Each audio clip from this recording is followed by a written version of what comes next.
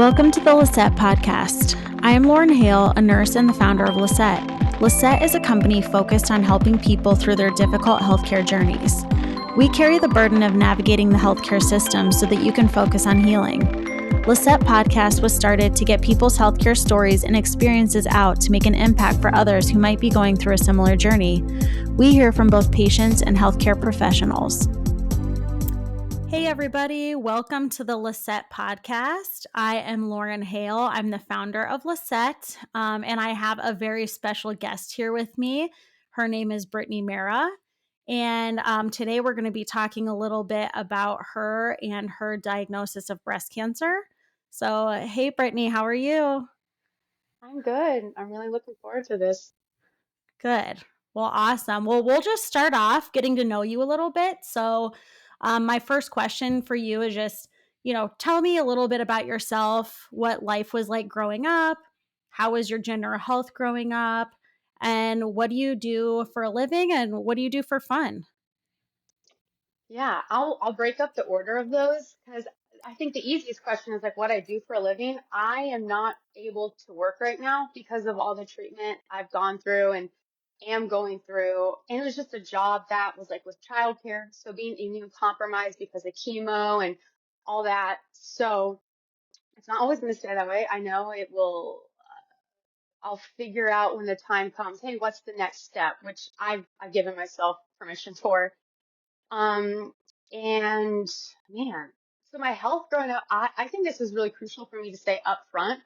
And it may be like shocking for listeners or for even my friends to hear, but this, no matter how horrific this whole journey has been, like this is not the hardest thing I've had to go through. And I can touch base on that later, or at least it's because of like all the therapy I've gone through. Um, my general health growing up, like I came to a belief at one point where I was struggling with like clinical depression, suicide, like bulimia, eating disorder, and really just like self-hate. But I, way before this, like 5 years ago, like I just learned God is my healer. Like it makes no sense that I was able to like overcome a lot of those things. And man, I don't know. It's just,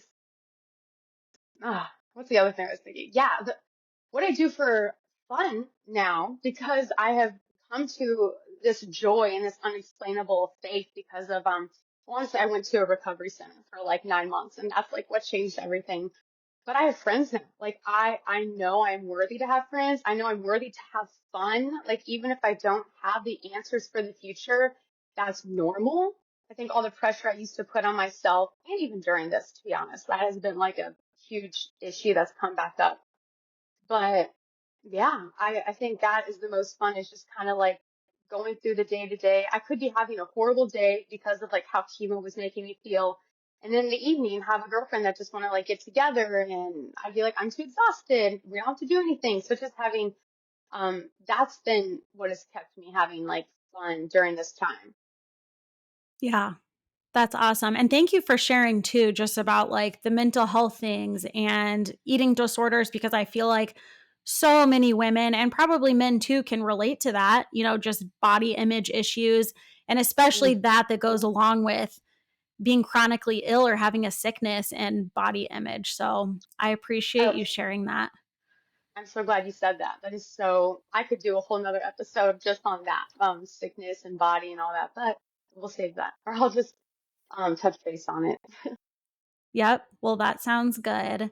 And I know you had mentioned, because we had talked on the phone a little bit before this, you had mentioned doing like modeling or acting. Is that right? Did you do that Yeah, also? yes.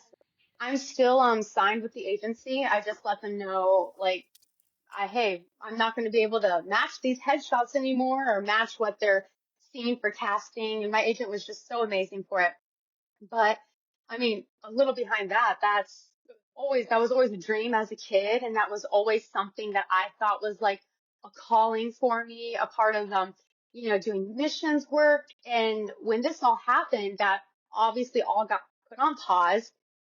And that desire has honest, I mean, who knows? Anything can change in the future, but for now, that is not really a desire at all for me. Like I love movies, but they don't have the power to change people. They don't have the power to, yes, they can speak to people and it could be great lessons, but for my future and the next steps, just career wise, I feel like it's so much for me personally to pour into like people and their real life struggle or their real life pain, because movies are very limited in their ability to do that. Right. Yeah. And you can't have a conversation with a movie. So I think, like you Yeah. said, yeah, mission work and things like that, where you're just talking to people. That's awesome. And thank you for sharing about your life. And I know, why we're talking is so we can talk about your breast cancer diagnosis. So Mm, my next question is, how old are you now? How old were you when you were diagnosed with that? And then also, what alerted you to go actually make an appointment? yeah. So I'm 34 now, and this all started back in spring of 2023. So I'm 30. I was 33 when I just felt a lump, like a really tiny lump on my left breast back in, like, is it like springtime? And I'm not ashamed, but I really look back at that until I put it off until July to even look at it. I was just like, oh, I'm good. I'm the epitome of health now. I've already come so much. Like, there's no way it's cancer. And I just kind of had the ignorance is bliss mindset. Like, oh, it'll go away. Like, if it'll go away, cool. If it doesn't, and it was in the summertime where it felt harder. Like it had got, like the fact that it changed really made me take, it didn't scare me, but I was like, ooh, I should put it, get it looked into. And, so that's what I did. Okay. Was it painful at all, that lump that you felt, or did it get painful? No, it never did. It just felt like, kind of just like a little lima bean, like a lima bean that started out kind of, how they are squishy. And then it just got Mm-hmm. hardened. And I was like, wow, I need to see. I didn't know where to go except your general, practicing physician, and that's where most people go. And you know, I don't really like going to them because I'm like, I'm healthy. I don't want to waste, their time or my time. But I'm really glad I went, even though it was later. I'll talk more about like the diagnosis and the severity of it. So it's good that I went in general. That's how I look at it. Yeah. So you called in July when you felt like, okay, it's a little harder now, things are different. Yeah, yeah. And they actually got me scheduled, typically with doctors it takes forever. But when I told them, yeah, I have a lump that I'm a little concerned about. Also, I just need like overall physical. And they got me in like 2 weeks later. Like it was really Oh, fast, nice. which is awesome. Because I had her feel it, her do her thing and feel it. And her reaction was honestly the first time where I felt fear. I was like, oh, because she's a doctor. She's been doing this, and her eyebrows raised, and she's like, oh, yeah, we definitely need to get that looked at. And I was like, I was not Oh, expecting that gosh. answer. Yeah. So Yeah. she prescribed me, just like she gave me a referral on where to go, the Ohio Bank Center for a mammogram and just an ultrasound.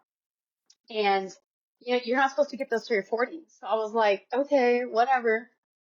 And yeah, that one thing led to another, and I got a phone call. It was um they want to talk to you in person. Like there's my chart, you can do all the messaging, but I got a phone call, and I saw who it was from, and I was like, I don't want to listen to this. But then the next day I did, and it was like, because you see your results. That's the thing, is that I read what the all the things were on my chart portfolio, and it just didn't, I didn't see cancer anywhere. I didn't see that word.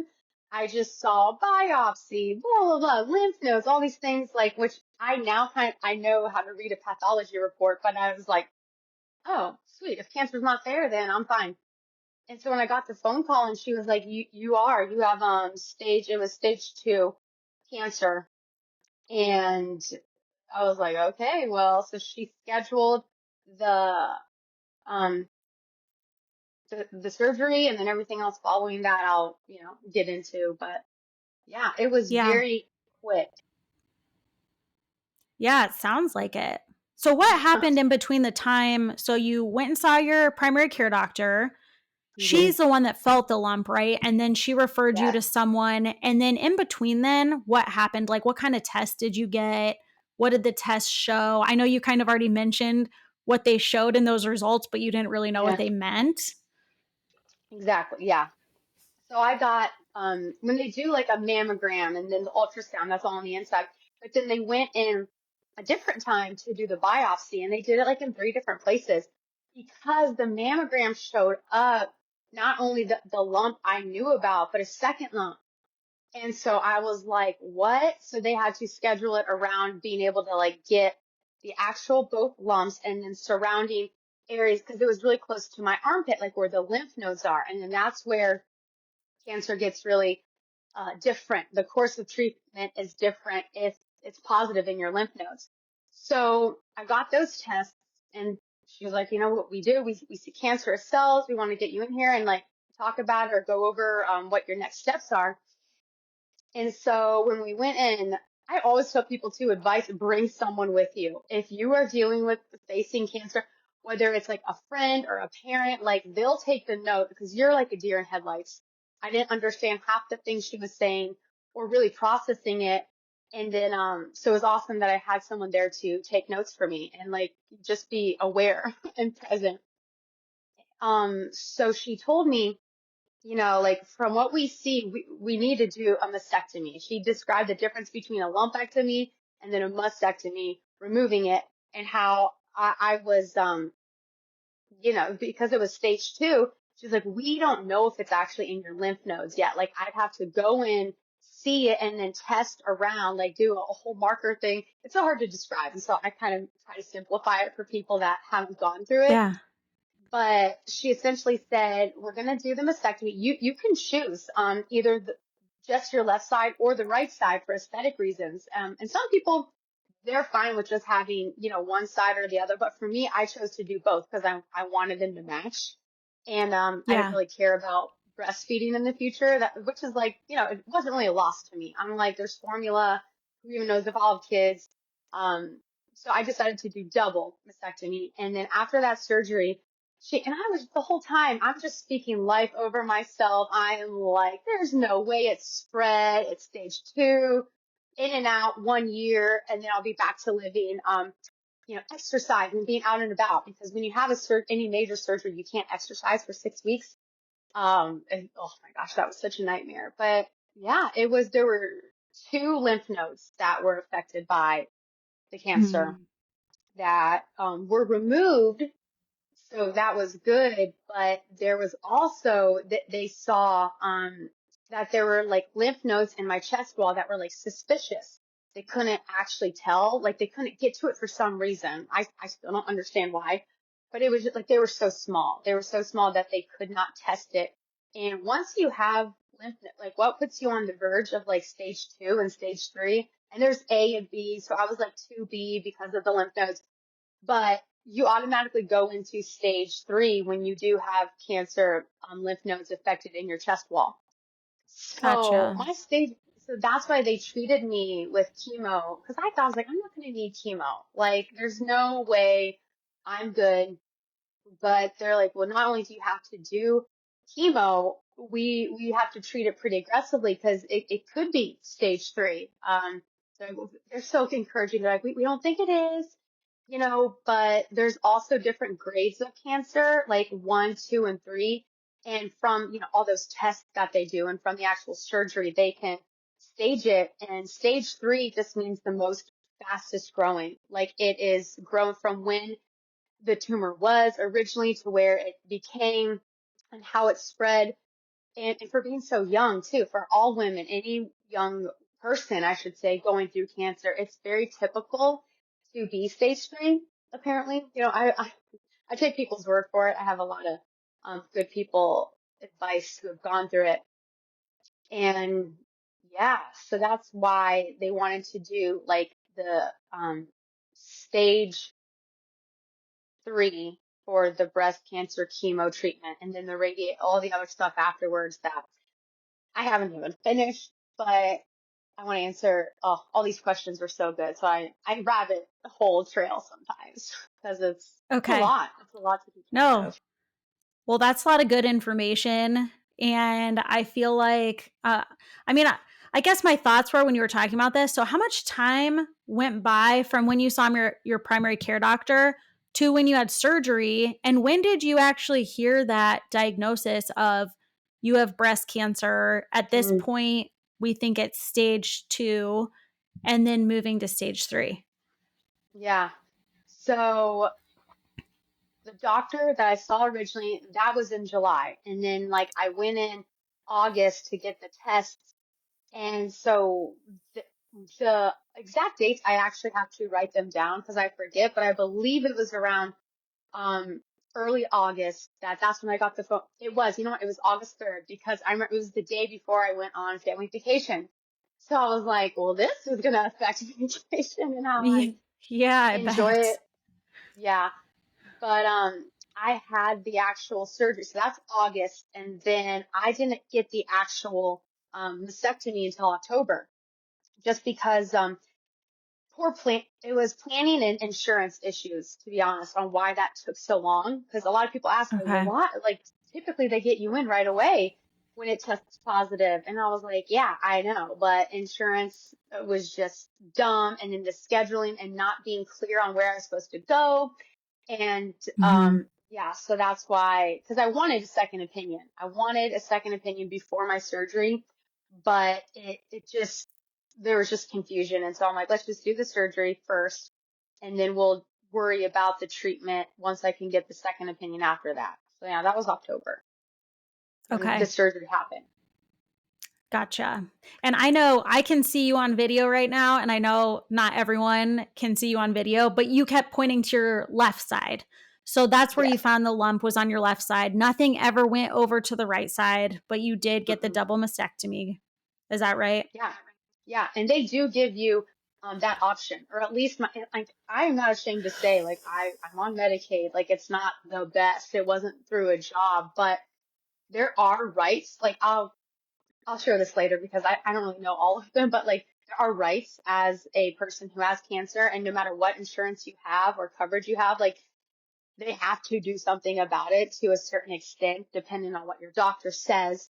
But and for me, apparently, it was covered, like to do both sides, just to have it feel more, and also not even just for the aesthetic. She did say that the positives on why people most of the time pick both instead of just one is because cancer, there's always a possibility that cancer can come back, right? No matter what form Right. you have, it can just come back. And so she's like, if you're worried about that or don't want to worry about that, I guess, then she's like, doing both is the most logical reasoning for it. And typically, yeah, why people do it. So I just thought about both those. I'm like, well, I don't want to have stress about the future and I want them to match. But Right. man, Yeah. I think that that makes sense. And I can completely understand why people are like, just get rid of both of them. So I don't have any yeah. fear of it coming back or like having to go through any of this stuff again. Oh my So gosh. that Yeah. makes total sense. Yeah. So that brings me to my next point of, when you got that, you said you got a phone call, right? Yeah. They told you you had breast cancer. So what Hmm. kind of emotions did you have when you got that phone call and the diagnosis? And then what emotions have you had just through this whole journey? Because now it's been Yeah. over a year, right? Over a year and a Yeah. half, even maybe. Oh yeah.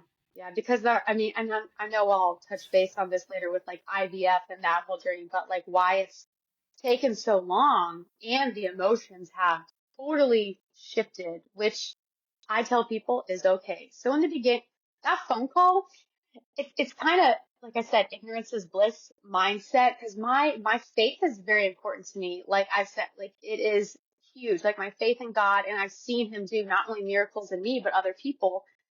So when I got that phone call or that confirmation of the diagnosis, I was like, I do not receive this, or I'm going to live and I'm going to be fine. Like this will be a really cool story. Which I still do believe all those things, but it changed for me drastically once I, not only started IVF with all the emotions, and they put you through what's called like onset menopause because they want to shut down the ovaries, and then it makes you like all emotional, like all the things you hear about like with menopause, hot flashes, and just all of that stuff I was feeling and to prepare for chemo.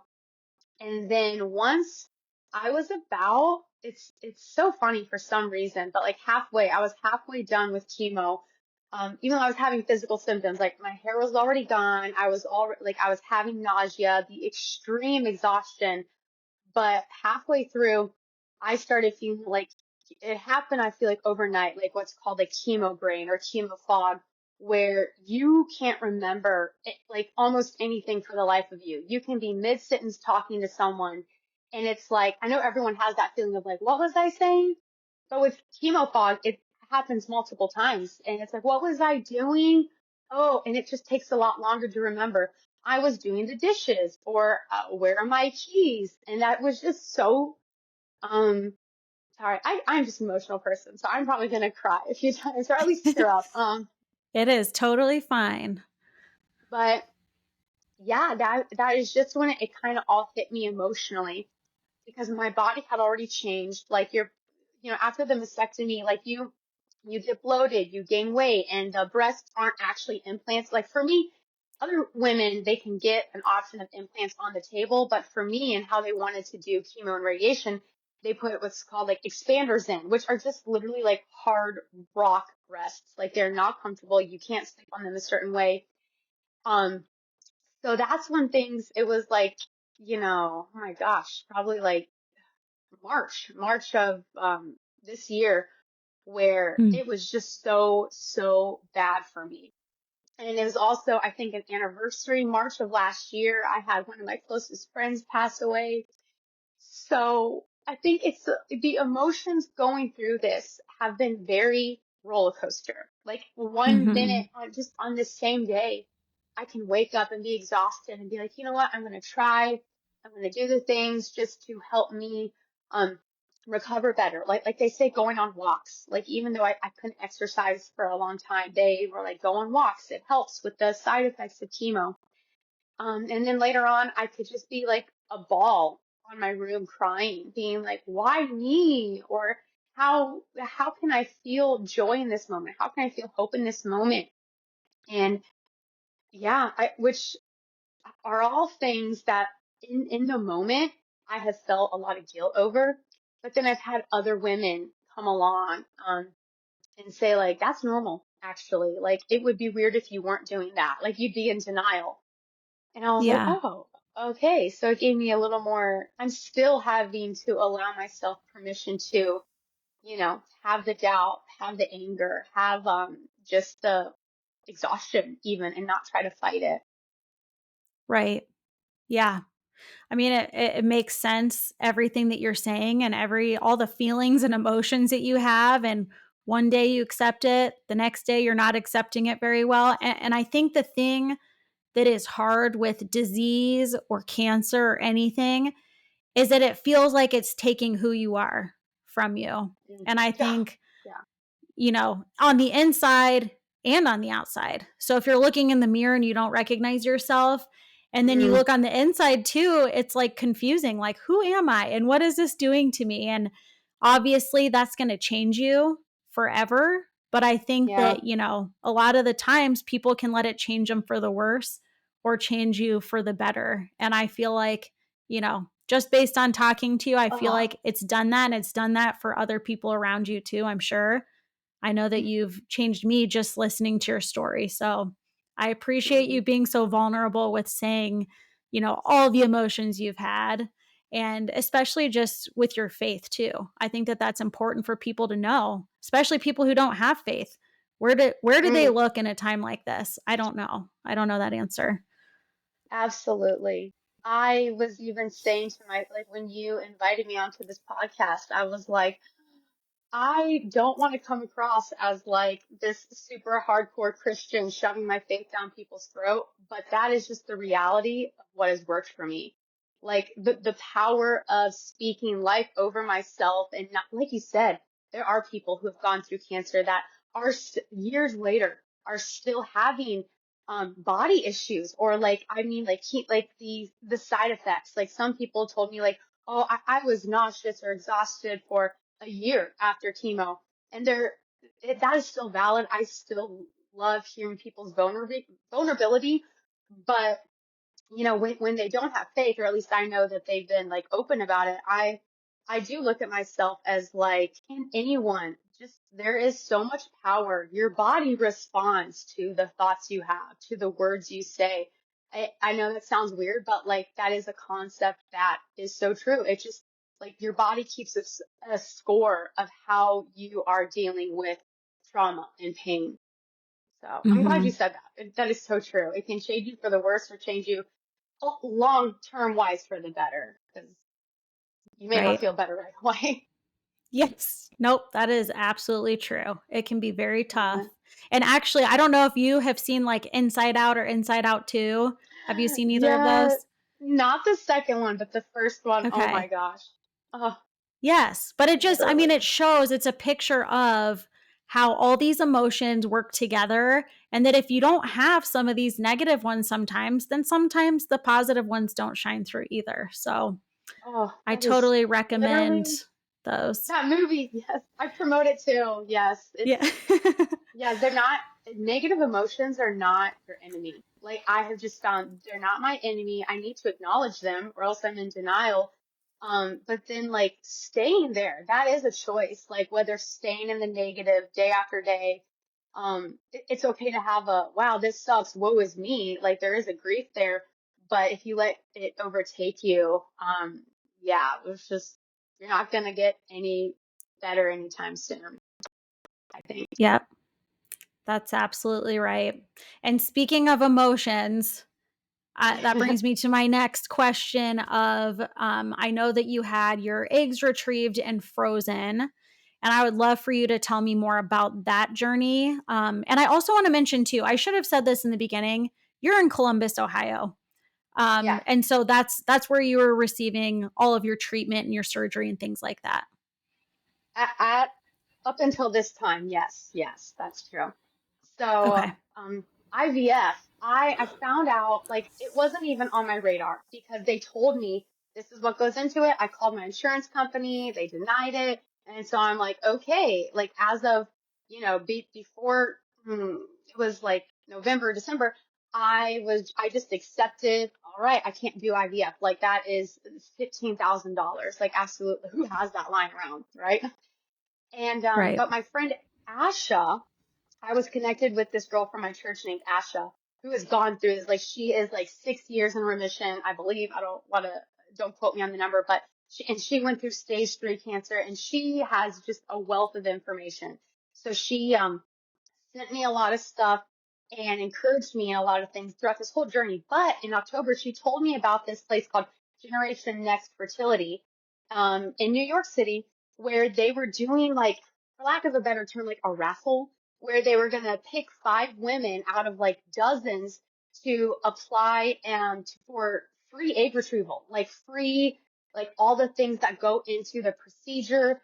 And I would just be responsible for the travel and the medication, which they still actually provided a lot of financial resources for the medication. But yeah, I got chosen for that, like out of the Oh, that's 5. Like, amazing. oh, I still remember. That's like one of the happiest, shocking phone calls I've ever gotten. Like, I honestly filled it out because it was Asha who sent it to me. And I'm like, man, was she, she knows what she's doing. And that was their first time ever doing it. Like this, fertility clinic, they've never done it before. And so Asha somehow like knew about it because of like an organization she was working with. And they're like, oh, spread the word. So I was like, well, what's the harm in applying? I got time. I'm not working. Like, Yeah. why not fill it out along with all the other um relief financial things I was filling out. So getting that was, gosh, I can say overall such a huge blessing and relief. I also I had friends like encourage me to do a GoFundMe because there was still like, even though I had like the consultation and orientation with them, they were like, it is going to cost a couple $1,000 plus your travel here. And so Hmm. I was like, you know what? I'll start a GoFundMe. Like, if I got chosen, this honestly is a sign to me. And Yeah. so I started and I just like quoted it at like, $3,000. Like I was being safe because I didn't want people to see that number and be like, whoa, what? I don't know. And so it honestly ended up being like $9,000 that like was great. Like people just kept giving Oh, and wow. giving, like past the, I just made a little video and told people about it. And I was like, Lord, I will be so lucky if I can just meet this, 1,000 and then, or 3,000 and be able to go. Because my dad offered for the travel. Like my dad, he used to live in New York, and he's like, I want to be a Yeah. support to you in this process. And so I like checked off travel, but I was like, man, for this medication and like looking it up, that's a big steep. But then to do the GoFundMe and have so many people like not only donate, they were actually messaging me and like encouraging me and saying like just really life-giving things like how you don't realize, I'll say this for anyone, you don't realize the impact you have on people until you yourself are like going through hard things, or until they tell you like, hey, I'm going through this hard thing, and you helped me realize like I can do it, like da da da. Like I don't want to say this to sound like, oh, I'm so great and awesome, because I think anyone has the potential to have impact on people that just have a heart for people, and I didn't Mm-hmm. have I don't really have a heart for anything for so long, a heart for people or a heart for myself. So when that shifted and changed because of my faith and therapy, I call it faith and therapy. Those were the things that honestly prepared me for this whole journey. Um, Not that you can be fully prepared for how hard cancer is, but just knowing I can get through this. Like I'm a warrior, I'm a survivor. And that GoFundMe and being able to do IVF, even though physically it was so hard. Like you can, whatever questions you have on that, I'm always open to tell people my experience, but Yeah. it's like working out, working out in the middle. Like there are sometimes you're just like, this sucks. How could, like, I don't see any results. How could this be? But then, in the long run, you're like, wow, I'm glad I invested in my health. And, I do see the results, or I see how that is not a worry. Um, Kinda, I guess. Yeah.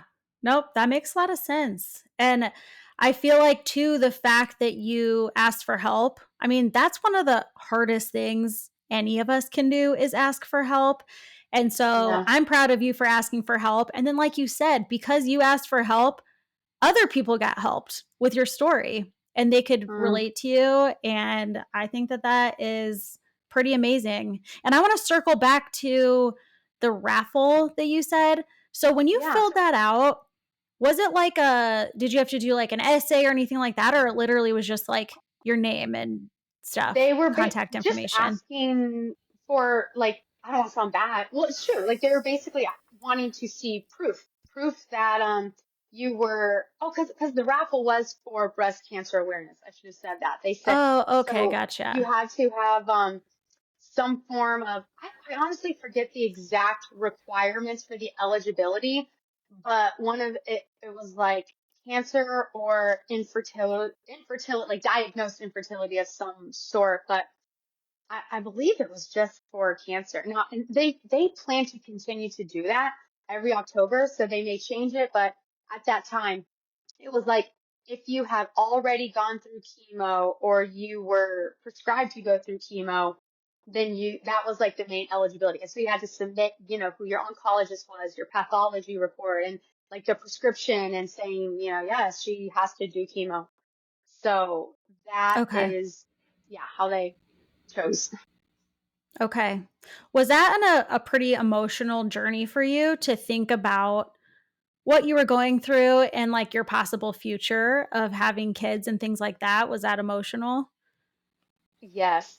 So like, I can't describe, because I've liked kids, but I never have been, and I'm not shaming anyone who is like, oh, I've always wanted to be a mother. Like, I think that's a beautiful thing if that's been a desire. But for me, I've never really been like, oh, I can't wait to have kids. It's gonna, but until you get told, hey, there's a possibility you may never have children unless you do this. And Yeah. that kind of woke me up. That got me emotional and realizing, wow, I still don't know if I'll have children. Because, I mean, for me personally, I will have to have a partner. I will have to be married to have kids. Like, it is not something that I could do on my own, just because. man, I got so much respect for single parents, but that is not me. Until I just was like, I don't know, even having the opportunity to do it made me realize, like, wow, I can, like, children matter. Like, children, like, in conception and birth, like, life, and having the ability to do it. Because I've had friends go through IVF for infertility, and it is like, Mm-hmm. it's so hard for them. Like, and there are the miscarriages, all these things that I honestly could never relate to before. Like, I had so much sympathy for them, but it was never something that I had a full grasp. And I still have a full grasp because I have not had that, being told, oh, it's a miscarriage or whatnot, or you can't have kids. I just being faced with, wow, if I don't get this done, and at this age too, that's the other thing. They always take age into it. Um, Yeah. yeah, it was just I was very thankful for it. Very on the inside, mentally and emotionally thankful for it, even though it is so hard. Like physically doing IVF is like a nightmare. I describe it as, but you wake up from it. You get through it, and it's only a season, like I always told myself, this Mm-hmm. too shall pass, this too shall pass. Of how hard it is on your body physically. Yeah. I can't imagine. How long was that process altogether? It was about like 2 weeks, like 10 days, like almost 2 weeks from when I got there and got my, first medications, because the medications they give you are both oral and injections, depending on your age and all that. Like they take it all into account. Gotcha. Okay. And at that point, had you already had surgery and chemo, and you also had radiation? Is that right or no? I I start radiation next Friday, like July 5th, and I have Okay. not started chemo. Like the reason they told me the reason why, and this is actually it is a good eye opener because I'm a huge advocate for IVF now for anyone, whether it's going through cancer or your age. It's not something you give thought to until you hear wow, statistics from the doctors. And so out of the 5 women that they chose me because most of the women that applied had already gone through chemo or had already been told like Oh, okay. they're infertile. And so um, when I did that, they're like, we chose you because we know you're about to go through chemo, and we at least wanted like a reference point, so to say. And so for me going through it, they were able to retrieve 17 eggs. And they said, that's amazing. Like for your age and for the medicine that you were on, like that is a great, because they told me originally, like, oh, it'll be considered a success if it's like 9 or 10, with all the stuff you're going through and the expenses that go into it. Like 9 to 10 Yeah. eggs is like, great. So for 17, I was like Wow. over the moon. And I asked Yeah. them, I was like, what's typical? Like what, someone going through IVF that's gone through chemo. And they're like, well, we'll share this because, they didn't give any, identification to the people or, their names. They're like, we have only been able to retrieve like two most from one. One, they weren't able to retrieve any. Like she Oh went my through all the gosh. medication, all the hormones, and there was not, and then another was one. They're just one egg. So, and sometimes with IVF, when you're ready to get like the embryo, like to fertilize it, it that can be failed. Like even if you have one egg, it's not a guarantee to have a baby. Oh my gosh. Yeah. Well, thank God they could get 17. That's amazing. Yeah, yeah, it was worth it. I will say all of it's worth it, and encourage anyone to do it and to whether it's doing a GoFundMe or doing it. I did find out, and they told me there are organizations where you will get IVF for free if you agree to hand over half your eggs because they need eggs from women for like adopting couples or people that want to do IVF and who are doing IVF. But like I said, like they're failing to retrieve these eggs just for whatever number of reasons. And Yeah. yeah, so that's my little plug for people doing it or women who Yeah. want to do IVF. Like just donate half of them and get it for free because unfortunately it's very expensive if you don't have help. Yeah. Well, that's a lot of good information. I mean, it's information I didn't know. And just a little bit too about like the GoFundMe. People like to help who can help. I think we Yes. always feel like, oh, I don't want to be needy or whatever. And people aren't going to Yes. give unless they can give. And people do care and they have the money to give. And that's what they can do. That's one of the gifts that they have. So that's awesome. Yeah. I'm happy you could You're do abs- that. you're absolutely right. Yeah. I totally thought like, who's gonna give to this? Oh, but one of my good friends, Mariah, was like, "I'm gonna start a GoFundMe. Like you have to do it." And I was like, it would make more sense for me to do it and give all the information and make it personal. But that confirmed to me. I'm like, wow, if people are willing to give to this, why not see? What's the worst that can happen? I'll be in the same position I'm in right now. Yes. Nope. You're absolutely right. Well, that's awesome.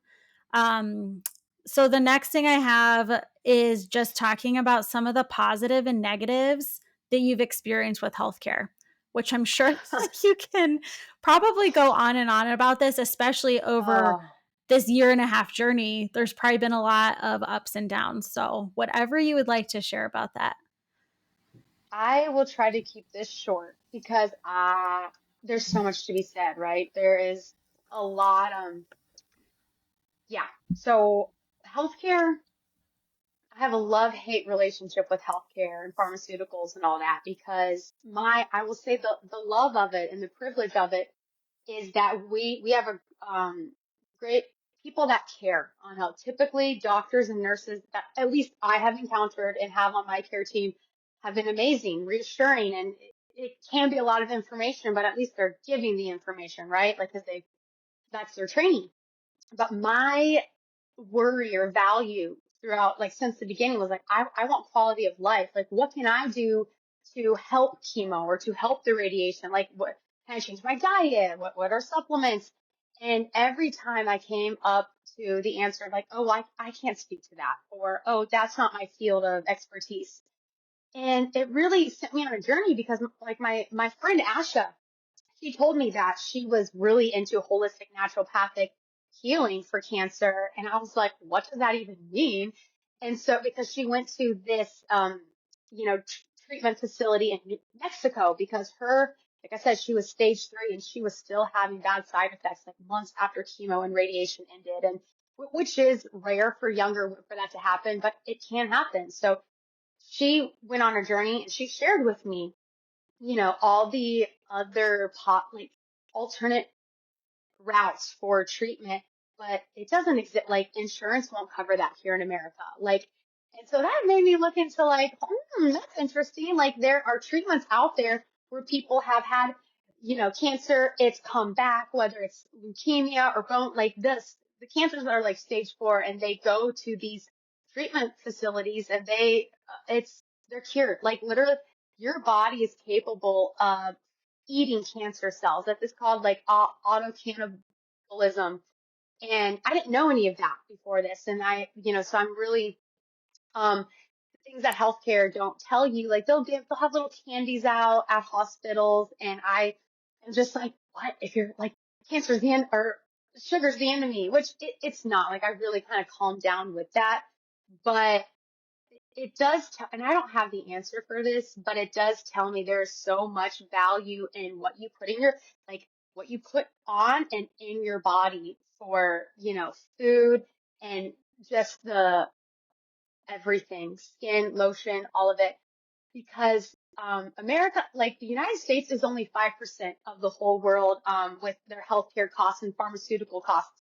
And yet, like, we take up literally 75% of that supply of like needing healthcare, needing prescriptions.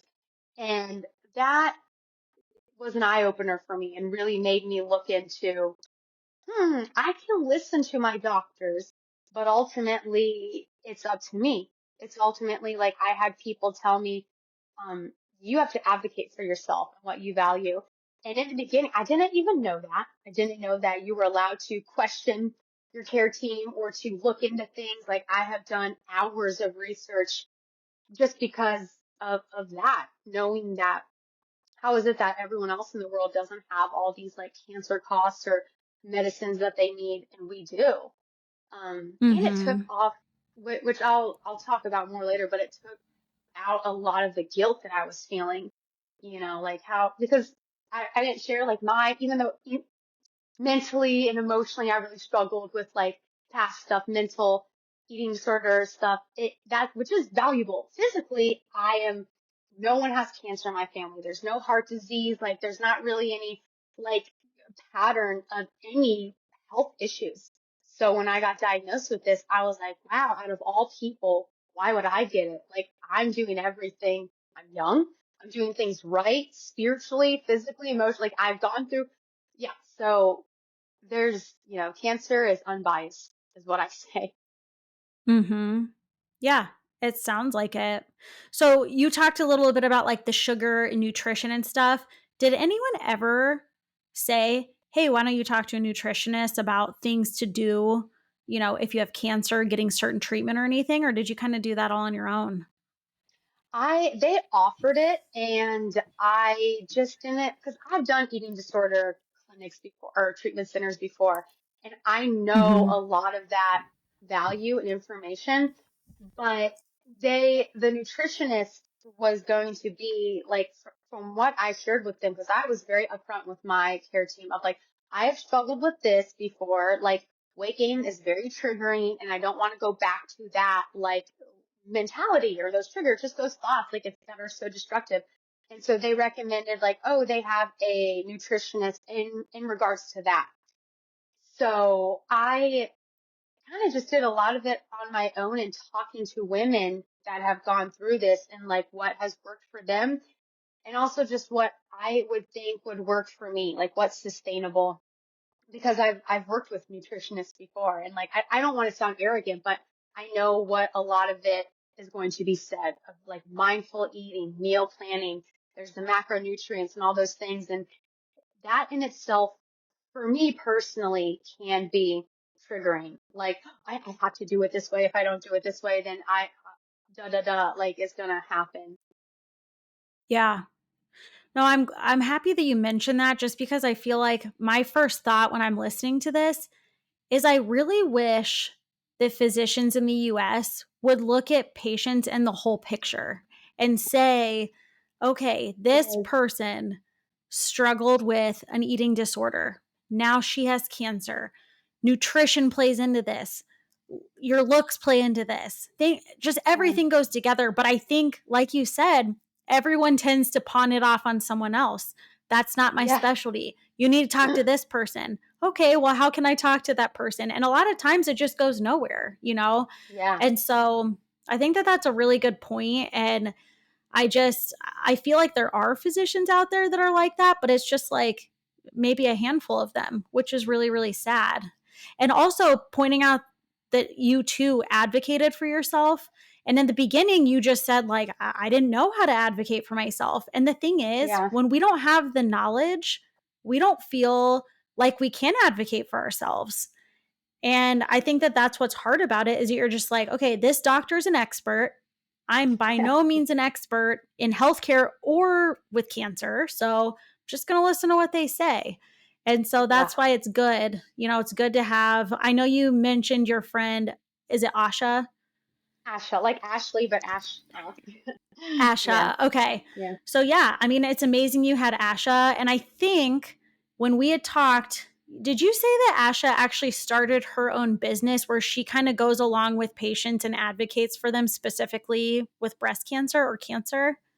Well, man, she has been doing that for years. I feel like just from her story and all that. But yeah, she just recently um launched her own business, and I'm a little ashamed to say this because I don't remember everything that she does, but she's super, like she is a fitness instructor. She like is on all these like boards for breast cancer because I mean, just a side note, it's not really talked about until I heard her side, but like when it comes to, like people of color going through cancer, like the statistics are way off for them because all the clinical trials and everything in the past has only been done with like Caucasian white people. So women Hmm. have a higher chance in that, whether they're young or whatever bracket, they are the least studied, but the most, um, what's the word? I don't know, just highest mortality rate. That's what I'm trying to say. Yeah, the highest mortality Oh, rate, but okay. the least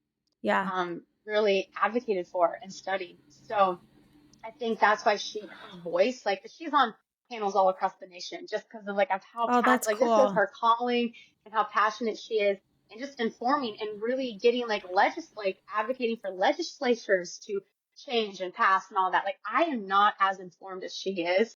I feel like I'm still a beginner, not, well, I guess I'm intermediate knowledge because I've gone through it, but it's still like, it's Yeah. not as much as a lot of other people who are like really on fire for it. Yeah, that's awesome. I mean, I'm hoping sometime too I'd have a chance to talk to her because she sounds amazing and Oh, what she does for women is amazing. And I mean, that's exactly why I started my company too, is that yeah. I had gotten sick and I was just like, you know what? People go through things and they don't have any knowledge at all. Like, even someone just coming to you who has breast cancer, even though you're not like a healthcare expert, you kind of know, like, hey, ask this question.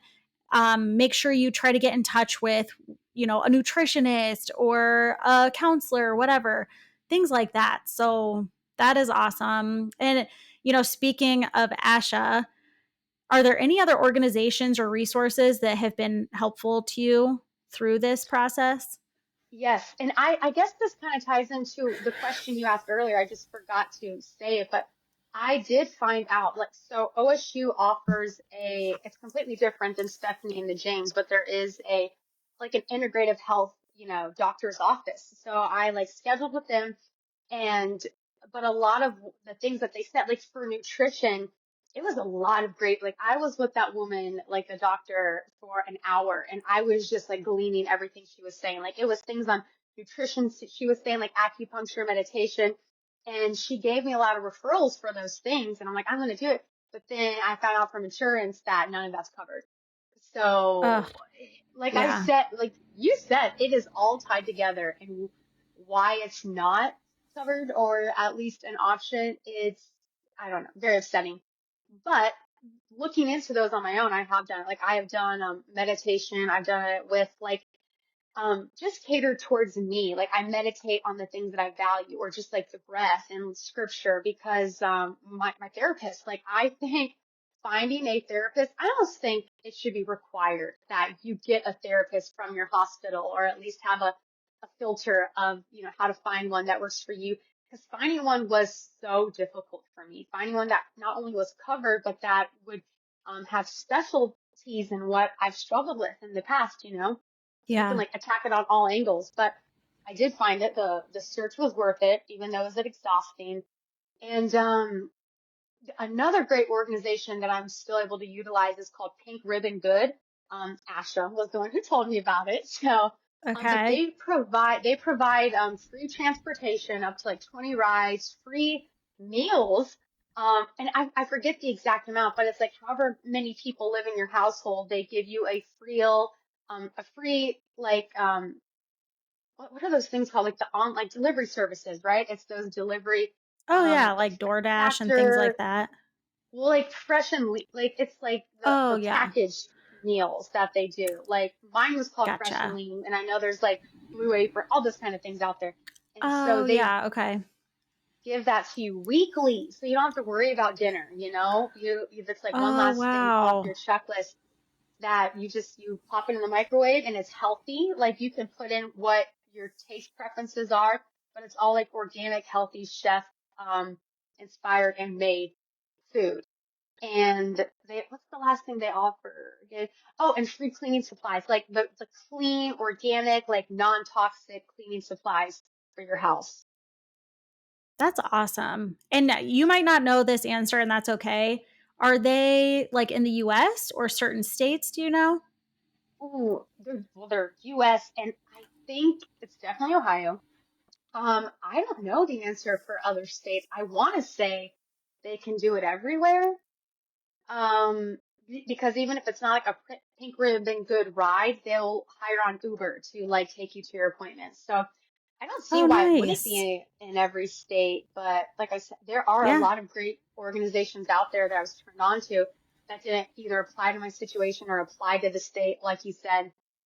So They have been really helpful and just, oh my gosh, like there are honestly countless things that I will utilize in the future. Like I have, and I think every person should get this, like whether you go to any hospital but you're dealing with cancer, like some kind of navigator or patient advocate or like, just a resource manager, someone whose job it is to literally know about all of those accessible and they can like tell you that because there are like, even though it sucks to go through cancer, don't get me wrong, there, because of my patient advocate, she told me that there are like free adventure camps to go to in the future. Like once I'm in remission and the survive, like you can go canoe down like Mississippi or go hiking in Grand Canyons. Like, and there's a lot of them. Like if you were to be like, oh, what's that Oh, called? cool. I have, I'd have to look at what I've written down because there's like 5 different organizations that do that.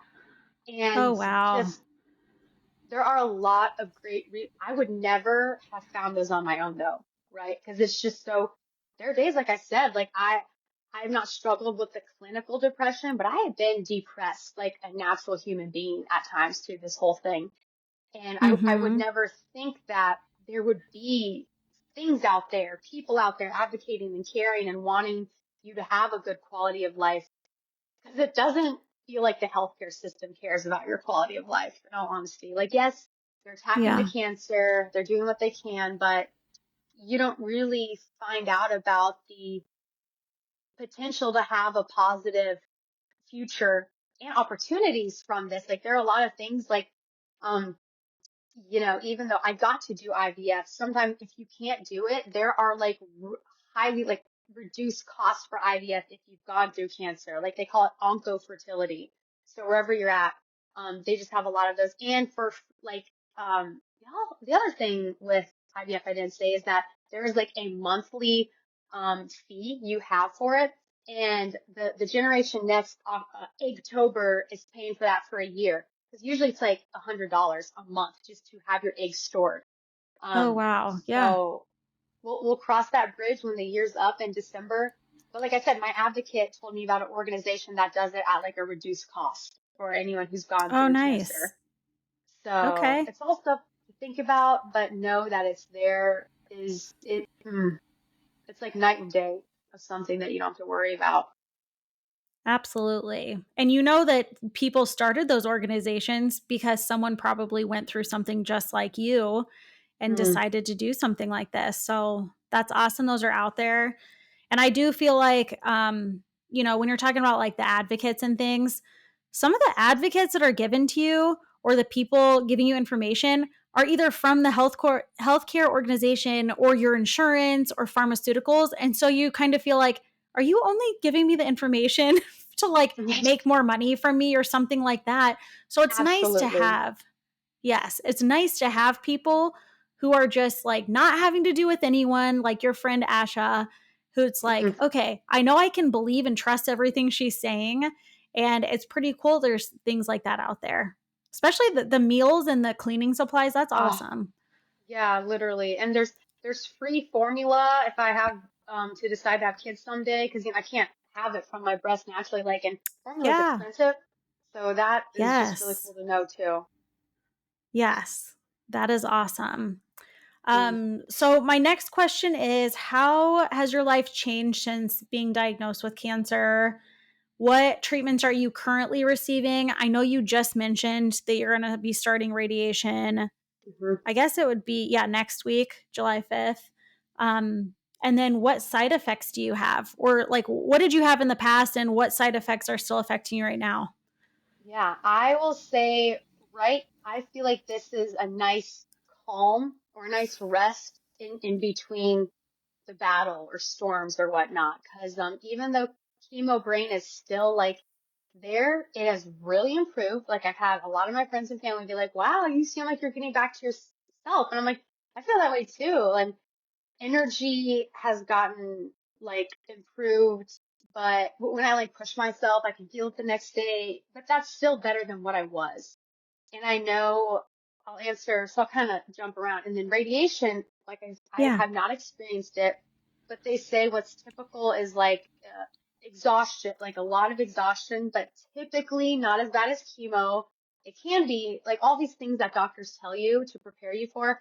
I'm thankful for, so you don't feel like you're crazy if you're going through it. Um, Mm-hmm.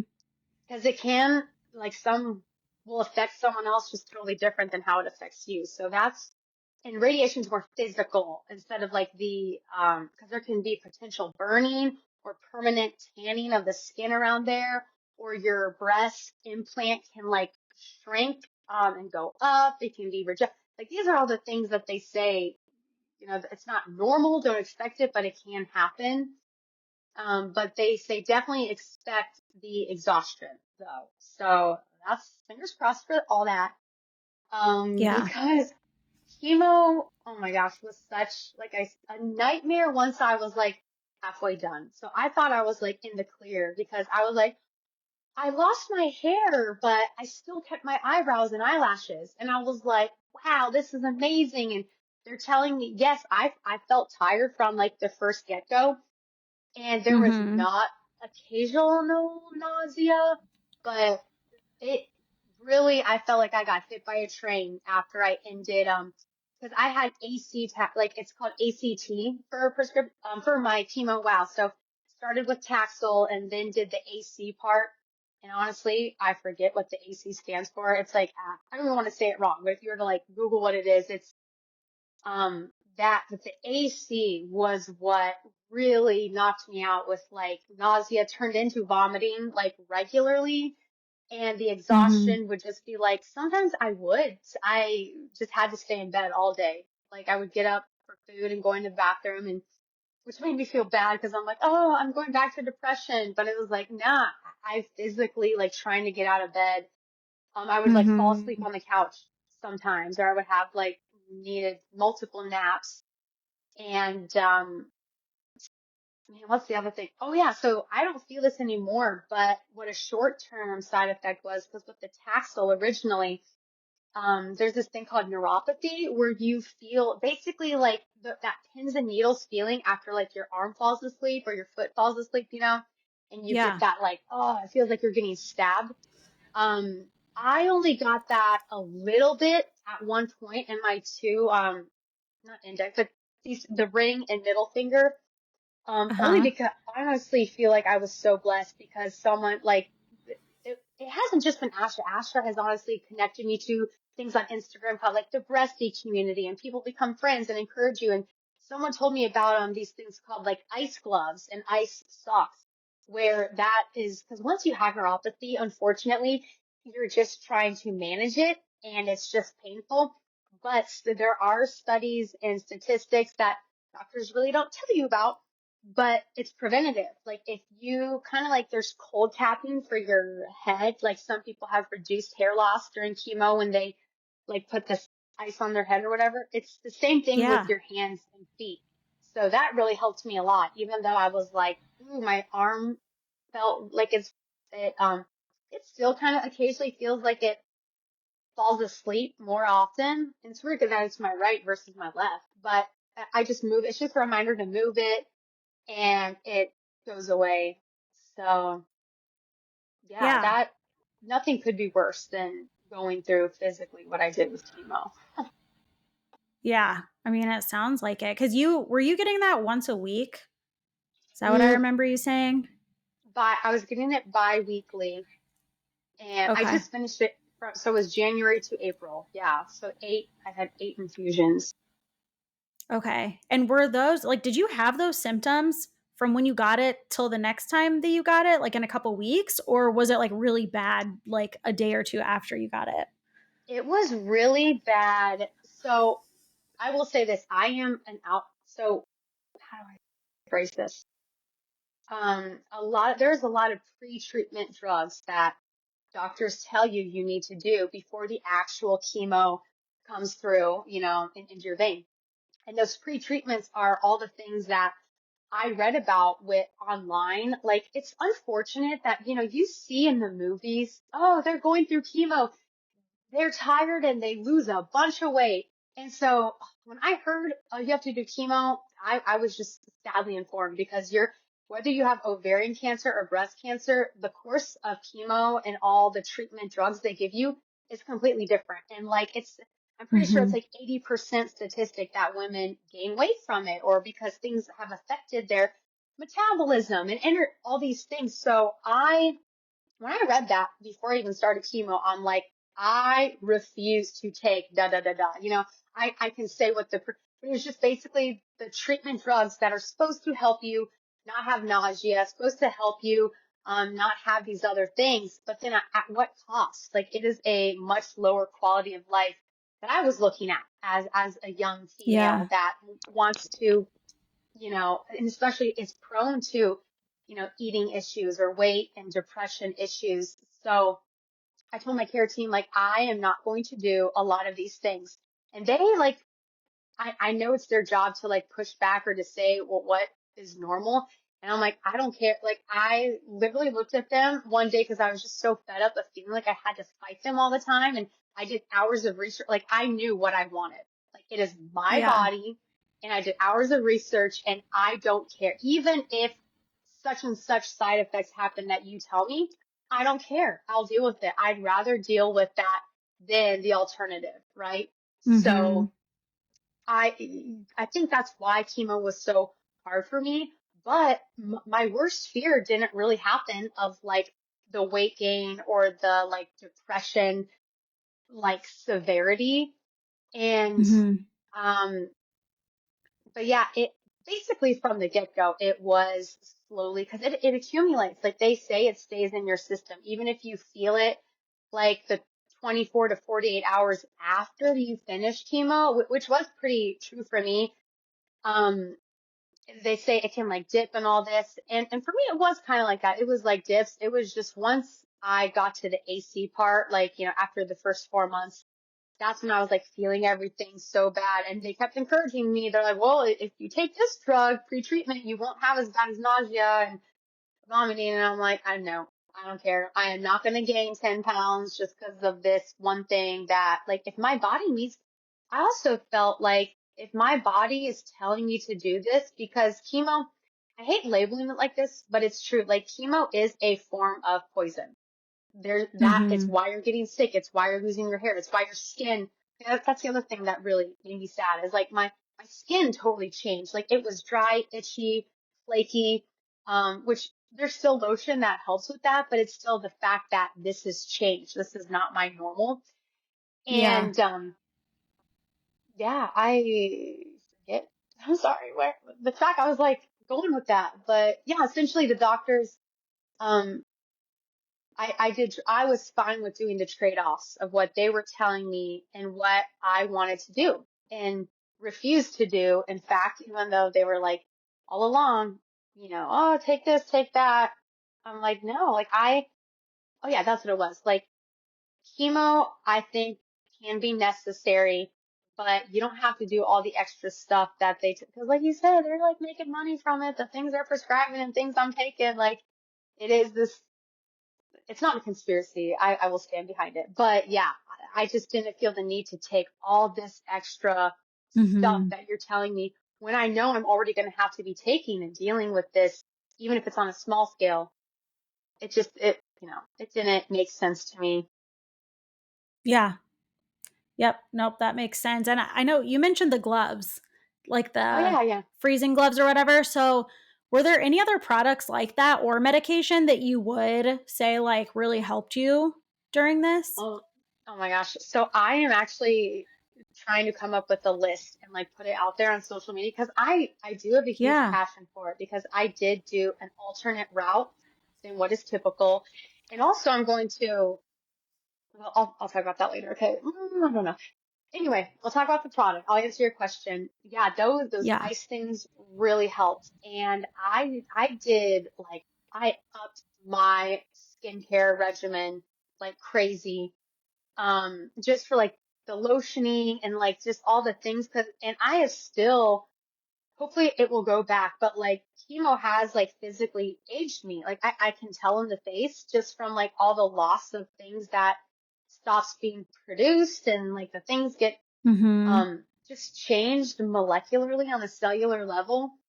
But yeah, they're like La Roche-Posay. I swear by them. They're an amazing skincare company. They really support and donate to like the Cancer Association. And they sent me like a free box because of like sharing my story with them of like what cancer has like Oh, done to me and how yeah. like important. It may sound silly to anyone else, but it is a value of mine. I don't, it's a quality of life. Like I'm 34, my skin health and appearance matters to me and I won't apologize. Um, what else? Man. Oh yeah. They told me not to do this, but so when I got my hair buzzed, because it was like falling out in chunks, it got to that point of like, I need this buzz. So, my dad and brother's barber, Gary, who is just amazing. He like cut it. He's gone through cancer. And so at the end of it, Okay. he's like, do this. Like, he, for free, he gave me like shampoo, conditioner, and like, just like a treatment to not only keep your scalp moisturized, but to prevent it from getting like what people tell you is like, oh yeah, when I went through chemo, I got um, like really itchy scalp, or I got like lots of pimples, or I got discoloration, like a lot of things that I was like, okay, but not what, because of Gary giving me those three products. I never once got any of those things. And I think it's, side note, really funny and just another reason for someone to advocate for themselves and do things differently than doctors. Because doctors were asking me, oh, you look so great. Like, what are you doing?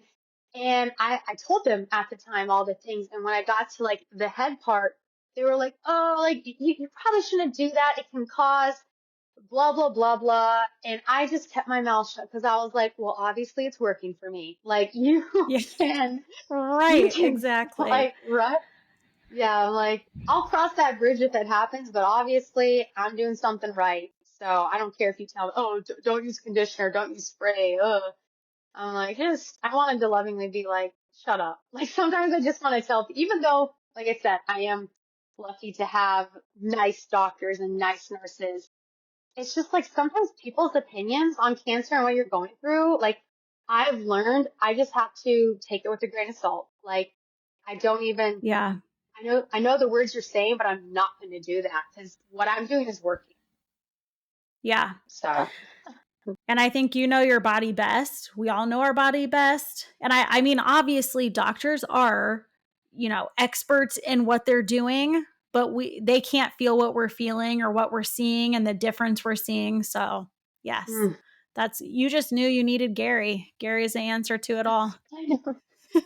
Yeah, like my eyelash, I use this, anyone can get it off Amazon, but the last thing that I totally think contributed to my lashes staying on for so long was this thing called like Mm-hmm. Lavish Lash. It's only like, I forget how much it was, but it's a serum you just put on your eye, kind of like that Latisse stuff, but it's not $100. Yeah. Oh, And yeah. I just put that on my eyelashes and eyebrows morning and night. And I kept them the whole, like they got like a little brittle, like I could tell there was fallout, but they were like short and there. And I'm like, that changes so much for me. And the one, when they all fell out was like I went traveling one weekend. I just forgot to pack it. I was like, no big deal. What's like 3 days? And then that Yeah. following week, literally the week following when I got back from Florida, they just, they all fell out. My lashes and brows, Oh, my which I'm, gosh. yeah, I'm like, Yeah. that's crazy. That's a huge shout out to Lavish Lash. That's for I sure. know. I want to message them and let them know because I started using them again and my lashes they're almost back to where they were normal. So Oh, it's nice. the little Yeah. things. I'm going to for sure link a lot of these things. I'm taking notes. So, like Yes. Generation Next, Pink Ribbon Yeah. Good, La Roche Posay, Lavish Lash. I'm going to link all of these things for anyone who Please might do. want to take a look. So, yeah. Well, thank you for sharing. Um, my next question is what is the full plan from your doctors to become cancer free? Obviously, we know what you've been through and what you're going to start next week. So, is there anything else? Yes. So the standard, no matter what, like when it comes to breast cancer, it's different, whether the surgery or the chemo or the radiation. However, there's this thing called hormonal therapy at the very end that they prescribe for everyone. And it just basically keeps you in menopause. And it like has all these it's preventative. It's not like that's how I look at it. They call it part of your treatment plan, but it's not treating anything. Like the cancer's gone. Like once you've gotten the scans, like I have got the updated MRI, the updated CT scan, like there is no cancer in my body. Which made me That's hesitant to do amazing. radiation. Yeah, like praise God. But the radiation is more of also kind of like a preventative because they're going to go to the areas that were affected and just like totally, you know, clean it out, so to say. That's how it was described to Yeah. me, like to make sure those cells don't regenerate that the cancer was in. So I'm like, okay, I guess I'm fine with that.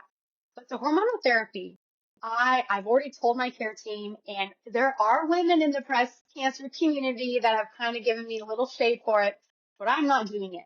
I am not. I am not going to be in menopause for the next 5 years because that's what it is that you have to take a pill every day for 5 years and sometimes 10 years, depending on your actual, because there's like over different 21 types of breast cancer, depending on your hormones and the levels and the percentages. But for me, I'll Yeah. speak that they wanted it for 5 years. And I was like, heck no. Like, I know what IVF did to me with the bloating and just the, temperamental like rage I felt at times. And I've known 3 women like on my, you know, and that's where a lot of the weight gain comes from. Or at least if you haven't, if you've already had it, or have not had it, then it comes at least with that stage. So that's why, because it's the same thing with or ovarian cancer, the breast cancer is why it stands out different than other cancer treatments is because it just really does that to your body. And Asha did not do it. Actually, I probably shouldn't have named the other people, but I just know 3 women that all have decided not to do it, but they have, in conjunction with that, done the holistic natural upkeep of the body. Like, they haven't gone back to like all the typical products and stuff, and just being more aware of like the toxic, like food you eat, like organic Yeah. plant-based food is what you basically like have to do after you've gone through cancer, to have that fear, just be diminished. Yeah. Otherwise, like I would tell women to do hormonal therapy. Like if you don't want to change anything and you just want to live the way you were living before, then yeah, do it. But all the changes that I've learned that are a benefit to my body and training it to eat cancer, then it's going to do that. Like I don't have to stress about it or do hormonal therapy. Like I would like to be married in the next 5 years or have children in the next 5 years. Like I think there are good things coming my way. And with travel, it's already so annoying having to remember to pack all these pills. And I know eventually I'll get off them. Yeah. Because I've been medication free for just in the past. But yeah, that's my treatment plan slash I tell people, yeah, you can advocate if that sounds bad. Like look into it and see what the alternatives are to, Mm-hmm. because I am young. I'm supposed to have hormones. I'm supposed to have estrogen. I'm supposed to have progesterone. Like, and Yeah. that's on, I feel deep down, I don't care what anyone says. Like my mission statement is my hormones are not what gave me cancer. Like I can think of so many other things, even though I don't have to have the exact reason. It's just, Yeah. it's not that. Like, it's being a woman didn't make me have cancer. So sorry. Right. Yes. Well, and so the hormones, are they basically having you be in menopause to suppress your hormones in hopes that it won't grow cancer? Or is like that Yeah, the reasoning? Okay. that's their reasoning. Yeah, Okay. that's what they say. Gotcha. And along the same lines, did they ever do any genetic testing? Like people, mentioned the BRCA gene and things like that. Did they do that for you? And did you have any of those markers? They did, yeah, they did full genetic testing to like see everything because on paper and in reality, like there's no cancer in my family. So the genetic testing came back, negative. I don't have the BRCA gene. I don't have really any other Yeah. mutation that can show Mm-hmm. itself to be cancer causing. So yeah, just that Okay. outlier case, I guess. Yeah. So the radiation, is that going to be your last thing that you know of so far? And how long is that going to last? Yeah, it's the last thing I'm signing up to do for a long time. But it Okay. starts, it's going to be every day, Monday through Friday for 5 weeks. And it starts on July 5th. Okay. That is good to know. We'll Yeah. all for sure be praying for you Oh, through that. yes, And please.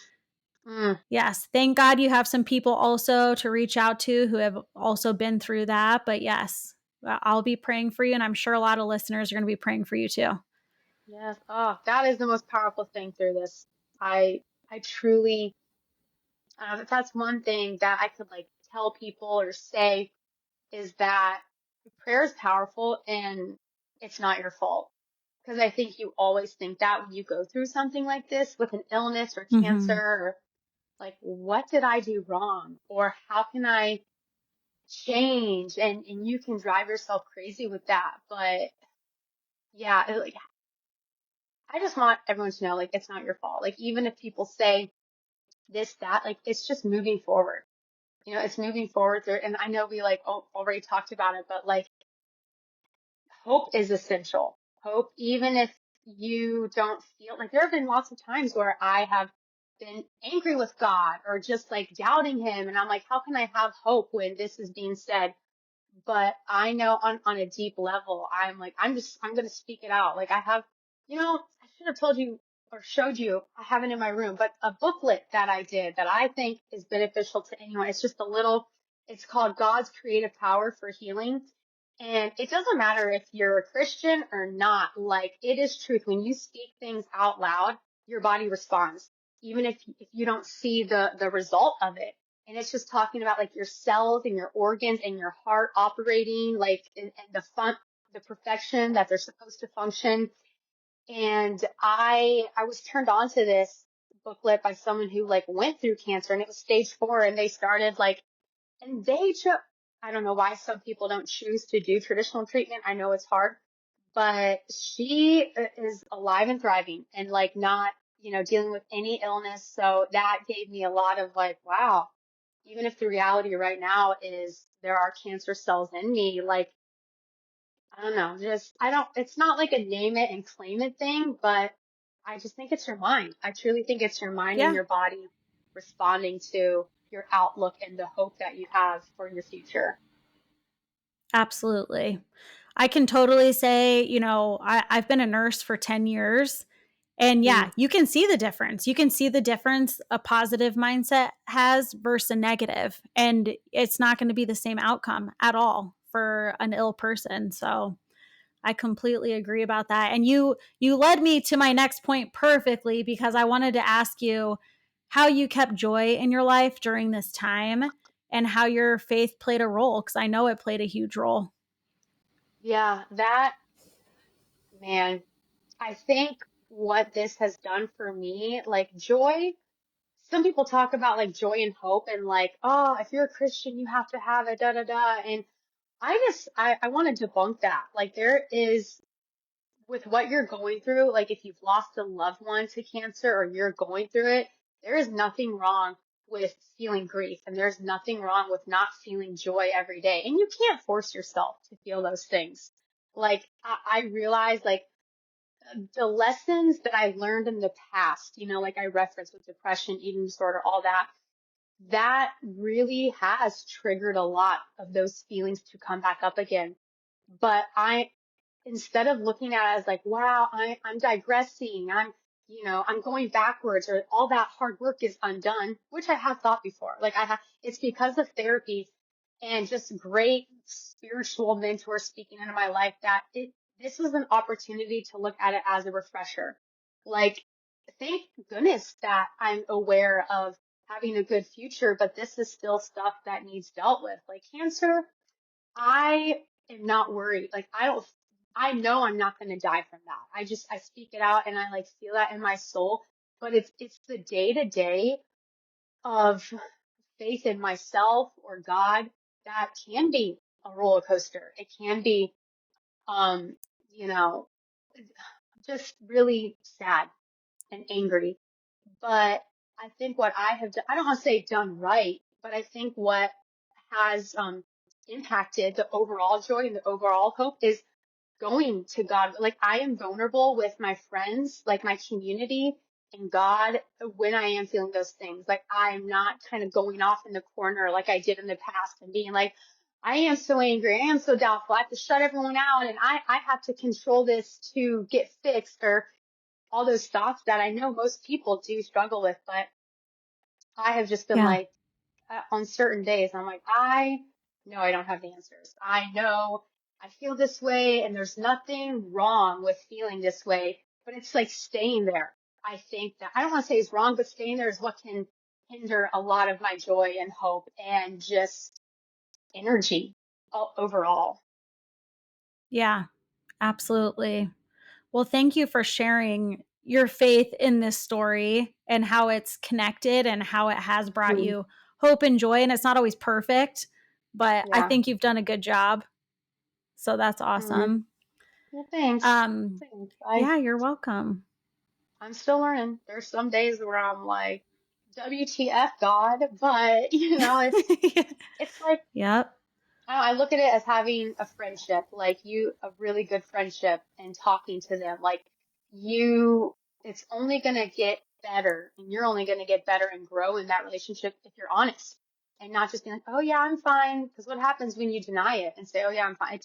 It gets worse. Yep. Absolutely.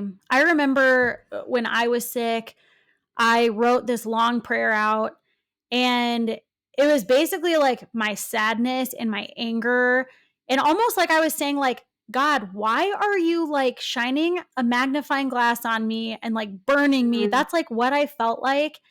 And it was yeah, after I read Job. I basically like read through Job, picked I certain love verses that. out and was just like, this is how this is relating to me. And Mm, someone pointed it out to me. I was on a podcast and they pointed out, like, you're lamenting. And there's a whole yeah, book on lamentations. And so I was like, yeah, that's exactly right.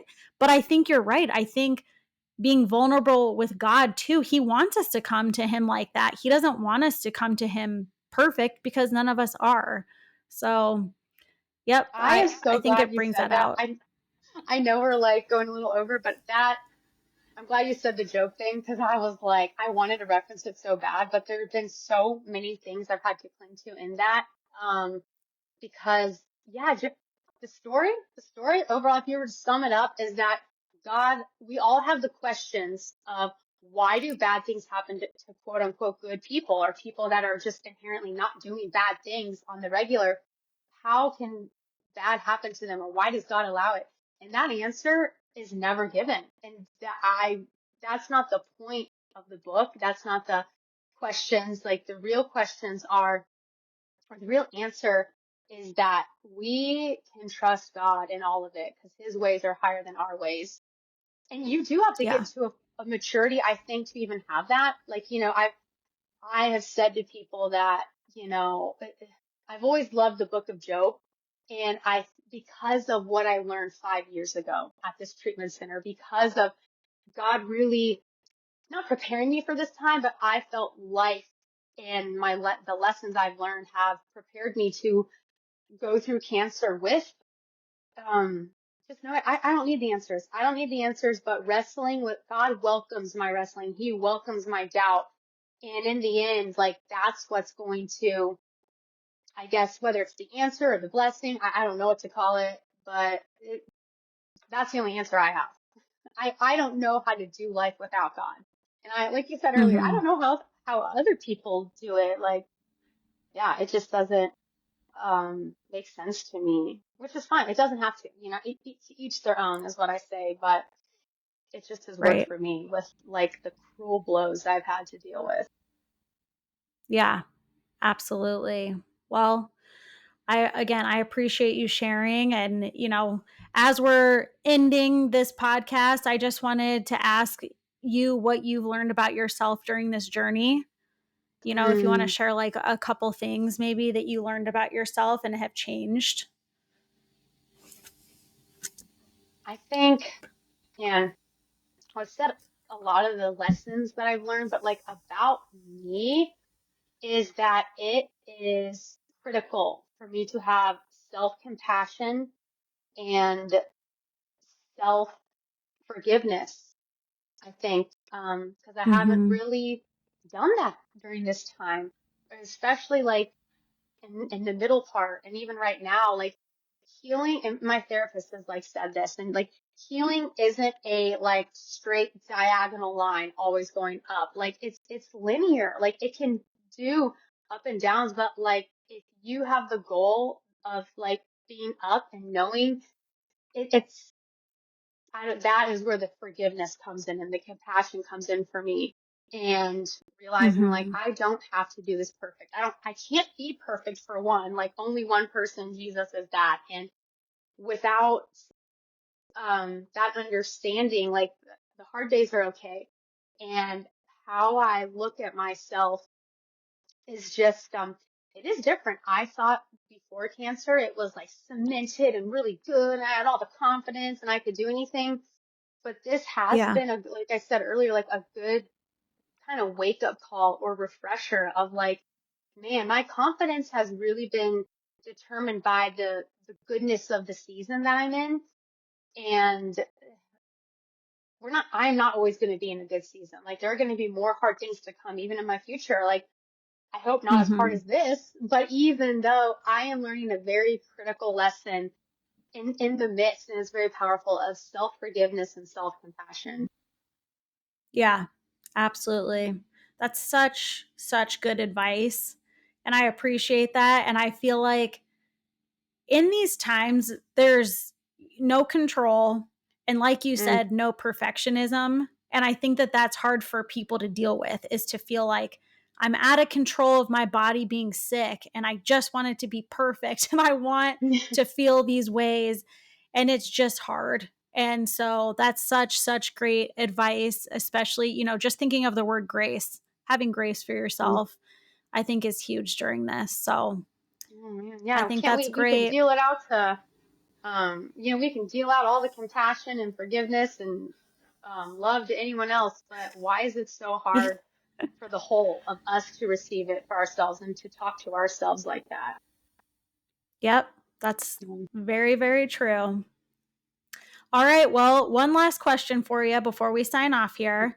So I just wanted to ask if there's anything else that you would like to share with people who've just been diagnosed with cancer or currently have cancer, anything helpful.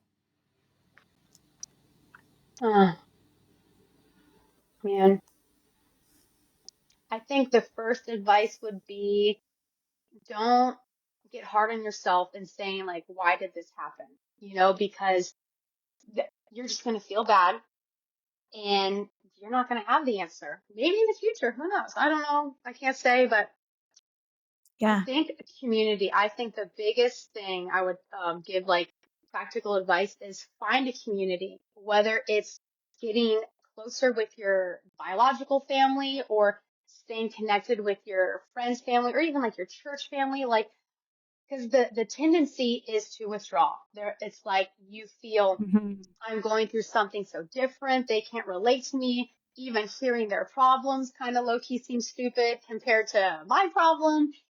But it's just showing up, I think, because it's a form of showing up for yourself when you show up to other people because I don't know how to describe it, like any form, because I'm in multiple ones. Like there's the breast cancer community, and that is what's brought me, I think, the most just positive focus outside yourself because this is a time, if you're going through cancer, it is a time to be inward focused. You're allowed to be selfish. In fact, you should be, even if it's exhausting all the research and all this information, it's Yeah. okay to do that.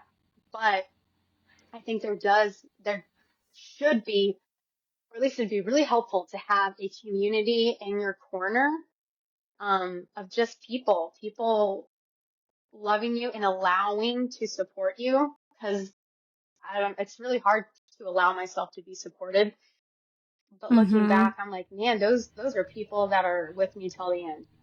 I look at it like that. Like if they could go through this with me, then that community, because I want to keep it outside of just like the God thing, because anyone can be affected by cancer. And I just think you don't have to say, why me? What did I do wrong? And really just find a good community even if it's starting over and Hmm. it's new. Like I have found people really want to be your friend or really want to talk to you when you have cancer. That sounds bad, but it's just been like, wow, people are coming out of the woodwork. Oh my gosh. Actually, I think another big thing, if you have cancer, you're going through it. My friend told me this who went through it. She's like, when it comes to expectations of your friends or your community or whatever, just people don't be surprised if people come out of the woodwork asking about you, wanting to support you that you haven't talked to in years. It could be middle school, high school, or childhood friends that you're like, where'd you come from? But also, on the other hand, don't be surprised at the people you kind of expect and would think were going to show up for you and be there for you and talk to you Yeah. about it, and don't reach out. Because that does cause, I experienced that 100%. Like, I'm so thankful for Grace telling me that. Like, she, yeah, really prepared me for that and just kind of like released it. I accepted where the check-ins were coming from and accepted where the love was coming from and tried really Hmm. hard not to judge the lack thereof from people I thought it would. Yeah, So, yeah, absolutely. Yeah. Thank you for sharing that because I think you're absolutely right. I've seen that in multiple situations and you just constantly question like, did I do something wrong or what's going yeah, on here? And like you're even being more hard on yourself than you need to be and you're sick on top of it. So oh, thank you so exactly. much for sharing that. And yeah, people like to, I think it makes other people feel whole to be able to help people, and it's Yes. not, I wouldn't even call it selfish because you could also say, oh, they're being selfish because they're really trying to just help themselves. But you know what? That's what friendship is. It's, Mm, giving to someone and then they give back to you and it just keeps going and you don't owe that person anything and same vice versa. But yeah, people like to do that and that's how people get close with each other. So I'm yeah. happy that you have Another that little and found that. I'll say another lip. This kind of gives me away, but I think it needs to be said by someone. Because you'll have a lot of people reaching out to you, when you go through an illness like this, and there is nothing wrong with copy and pasting for people that you're not that close with. It is great to give the answer because they're checking in and they're caring, but to be intentional and have to come up with a response for every single person, you will never answer your text. You will never have anything caught up, so I think the attention to detail with the inner circle is like those people are really asking. They really want the full details. And everyone else, like that's why I started like tracking this on social media. Like the videos were honestly not only for me to look back on in the future, but to really tell the world without me having to respond individually. Like if people ask me, I'm like, here's Yeah. my most recent video. So I think that's a great practical advice too. Is there's nothing wrong with sending the same thing to different people, but like editing the names or something. Yes, Yep, it's for absolutely. you. You have to have self-care during this time and not apologize for it at all. Because whatever gets you out of bed. Yep, exactly. I mean, that sounds overwhelming to me, and I didn't even have to go through it. So I can't imagine how overwhelming it is.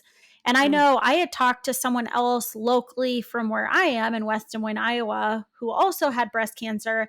And right away, the first thing she did was make boundaries of, mm, I'm going to talk to, like you said, an inner circle. Feel free to reach out to any of these inner circle people, like my sister or my mom or yeah. whoever. They'll update you for me. And that's just how it Mm, was. So, so great, good. great ideas because you have to, like you said, preserve your energy to heal and just be mentally okay. So I appreciate Absolutely. that. Yeah, that's the best. Oof, yeah. Like I think people sometimes ask because they feel like they have to or they want to be helpful. I love that. But sometimes they can't. Like people will ask, like, let me know if there's anything I can do, which is literally, I hate that question. I hate it because oh, because it is so overwhelming. Like it is so thoughtful and loving, but let me know if there's anything I can do. I'm like, how do I even answer that? So I just am like, I'll thank you. send you my bills. Yeah, Yeah. yeah, buy me, yeah, all the things. But because if you question that, I would say if you're questioning how to answer that to a specific person, like that tells me if I'm able to give an answer to that question, then that's someone in my inner circle. But if I can't give an answer to someone asking that, then they're still a friend. They're still someone I know and respect, but it's not someone that needs to know everything that's going on. I just thank them. Right. I'm like, Yep. thank you. Thanks for checking in. Yeah, I'll let you know. But like, you don't Yeah. know how to let them know. Nope. That is a great, great point. Well, thank you so much, Brittany, for talking to me. And I'm, looking at you right now. Again, I know no one can see you except for me, but you look, just bright and happy and you look gorgeous. So I appreciate you taking the time to talk and let other people hear you and listen to you. And, I truly think that you are going to change other people's lives. And I'm just so thankful that I got to talk to you on multiple occasions. And Yeah. following you on social media is also great too. So I appreciate it. And everybody, thank you for listening. And I hope everyone has a wonderful day. And Brittany, we're going to be praying for you during this radiation. And hopefully I can share an update too soon. Yes, thank you so much. You're changing the world too with this and people getting their stories. What a great platform. So I'll be listening in. Keep doing it. Awesome. Well, Yeah. thank you. Yep. Bye, Bye. everybody. Bye. If you have a healthcare story you'd like to share and would like to be our next guest on our podcast, head on over to our website, www.LahSET.com. That's www.lahset.com, or you can email us at info@LahSET.com. Thanks for listening, everybody.